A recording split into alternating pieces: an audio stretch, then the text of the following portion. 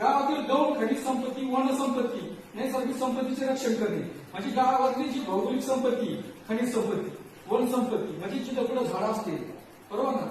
खनिज संपत्ती म्हणजे समजा नदी, मुरुम, वाळू हे जिथं सरकारी जमीन असेल त्या याचे. आणि नैसर्गिक संपत्ती म्हणजे नैसर्गिक संपत्ती सगळं आलं, बरोबर ना.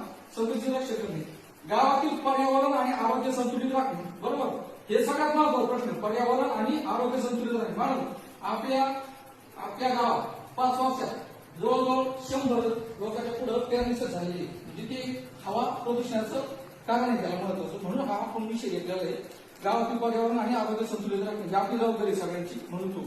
त्यानंतर महिला व बालकांचे हक्क आबाधित ठेवून त्यांचा विकास घडवून आणणे, बरोबर ना. त्यानंतर वयोवृद्ध व्यक्तींना आधार देणे, त्यांच्या समस्या जाणून घेणे, त्या सोडवण्यासाठी सर्वतोपरी प्रयत्न करणे. गावातील सार्वजनिक ठिकाणी कोणत्याही नियमाचे उल्लंघन होणार नाही यासाठी सतत प्रयत्न करणे, बरोबर ना. सार्वजनिक ठिकाण जसं मंदिर आहे, चौक आहे आणि आणखी कोणाला वाटत नाही हे सार्वजनिक ठिकाण व्हावं, तर तिथे जे आपण घेतो समजा तिकडचं मंदिर आहे, इकडं तिरुमलदेव मंदिर आहे, इकडं लक्ष्मीबाबा मंदिर आहे, इकडे ज्योतिबाबा आहे, इकडे आणखी पुढं आणखी जे सामाजिक कार्यक्रम होत असेल, गणपतीचं स्थळ असेल नाही का. गावातील सार्वजनिक ठिकाण कोणत्याही नियमाचे उल्लंघन होणार नाही यासाठी सतत प्रयत्न करणे.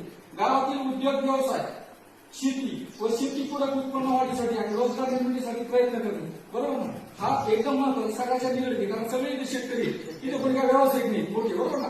तर आपल्याला पण काय करायचंय, ह्या माध्यमातून म्हणजे ही जी समिती स्थापन केली या माध्यमातून चर्चा करून ते काय लगेच लगेच काय एकटं कोणी करणार नाही, पण आपण जर प्रयत्न केले तर काहीतरी होईल, जर प्रयत्नच नाही केले तर काहीच होणार नाही, बरोबर ना.